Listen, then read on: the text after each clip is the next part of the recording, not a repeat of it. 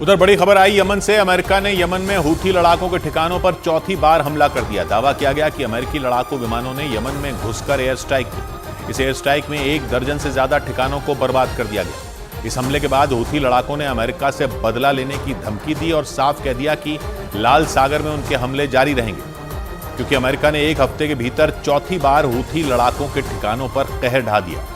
2 रोज पहले हूथी लड़ाकों ने अमेरिका के एक जहाज पर बैलिस्टिक मिसाइल दाग दी थी, जिसका बदला लेने के लिए अमेरिका ने एक बार फिर यमन में घुसकर उन्हें मारा। यमन के धमार इलाके से आई तस्वीरों में अमेरिकी हमले के बाद जोरदार विस्फोट होता दिखाई दिया।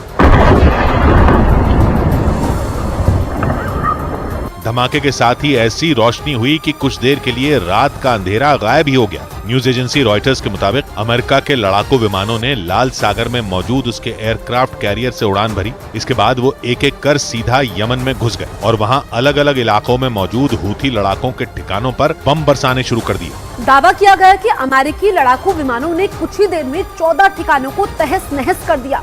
रॉयटर्स के मुताबिक ये हवाई हमले यमन के सदा, धमार और तईज समेत अल हुदैदा प्रांत में किए गए। यमन के इन इलाकों पर हूथी लड़ाकों का कब्जा है और 22 जनवरी से ही ये इलाके अमेरिका और उसके सहयोगियों के निशाने पर हैं। रॉयटर्स के मुताबिक बीते 1 हफ्ते में अमेरिकी सेना ने ये चौथी बार हूथी लड़ाकों के गढ़ में घुसकर हमला किया। दावा किया गया कि इन हमलों में करीब 60 ठिकानों को तबाह कर दिया गया और इन हमलों के जरिए अमेरिका ने बदला लेने का दावा किया, क्योंकि हमास के समर्थन के नाम पर हूथी लड़ाकों ने बीते 3 महीने से लाल सागर में उत्पात मचा रखा है और उनके निशाने पर खास तौर से इजराइल और उसकी मदद करने वाले देशों के जहाज हैं। हूथी लड़ाके सुपर पावर अमेरिका के जहाजों को भी नहीं बख्श रहे। उनके हमलों से भड़का अमेरिका सिर्फ हथियारों से ही वार नहीं कर रहा, बल्कि उसने हूथी लड़ाकों का दाना पानी भी बंद करने का फैसला ले लिया। The Houthis as a specially designated global terrorist. America के इस कदम का मतलब है कि हूथी लड़ाकों को दुनिया आतंकी मानेगी। ऐसे में इस संगठन से जुड़े लोगों की संपत्ति जब्त करने का रास्ता खुल जाएगा।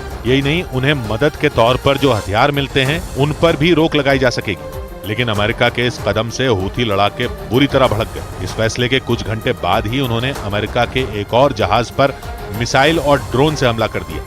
रॉयटर्स के मुताबिक ये हमला यमन की दक्षिणी सीमा के करीब अदन की खाड़ी में हुआ। हमले के बाद एक बार फिर हूथी लड़ाकों ने अमेरिका और उसके सहयोगियों को ललकार दिया और साफ कह दिया कि लाल सागर में हमले तब तक नहीं रुकेंगे जब तक गाजा में इजरायल का सैन्य ऑपरेशन चलेगा।